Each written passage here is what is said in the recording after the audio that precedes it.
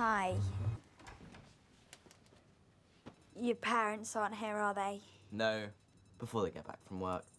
Now, what kind of experience do you have? You have to be completely honest so I can evaluate you accurately. So close your eyes, relax. As Georgia finally has a chance to confess her feelings to Robbie at the school Thongs, she discovers something that makes her doubt everything she believed about him. Will she go through with it, or will she let go of her dream boy once for all?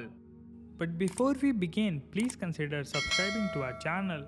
On the first day of the school year, Georgia and her friends Jazz, Alan and Rosie spot two new brothers that have just moved to Eastbourne from London. Fraternal twins Robbie and Tom. The girls follow the boys who are exploring Eastbourne with their loved friend Dave. Georgia then hatches a plan to get close to Robbie, realizing that Robbie likes cat.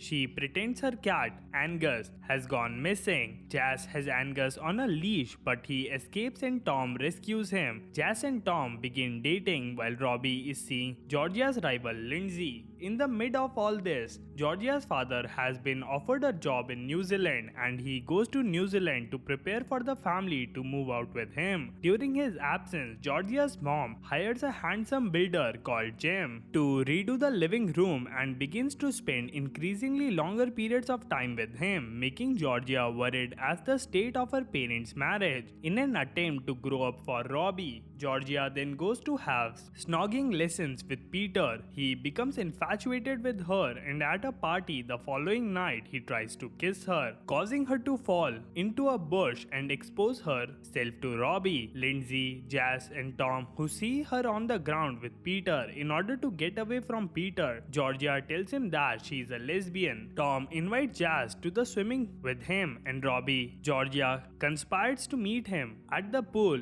and bring her sister along as she is stuck babysitting her. While in the pool, Robbie and Georgia kiss. Robbie then leaves, claiming that he has to sort of things out, but that he will phone Georgia later. A few weeks later, Dave invites Georgia to a gig for Robbie's band. After reading Men Are From Mars, Women Are From Venus, Georgia hatches a plan to make Robbie to realize his feelings for her by going to a gig with Dave. Robbie tries to talk to Georgia at the gig but is stopped by Lindsay. At school, Dave finds out that Georgia was only using him to make Robbie jealous and so stops talking to her. When Dave tells Robbie that Georgia was only using Dave, he stops talking to her as well. When she finds out it was Jazz that leaked his information, they have an argument and they vow never to speak to each other again. Feeling like there is no point in staying in England, Georgia decides that she would like to move to New Zealand. Before she leaves, she goes to the beach for a walk knowing Robbie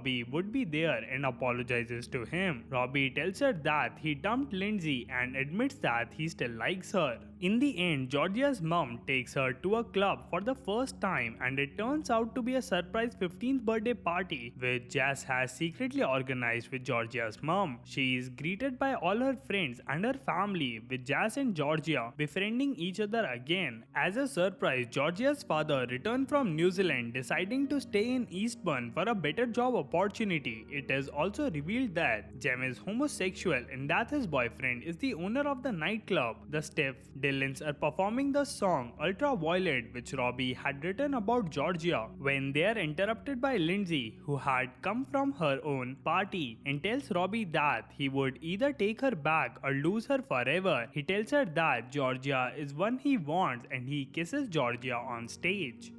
I hope you enjoyed the video. Let us know in the comment section below which movie you want us to recap next. As always, until the next time.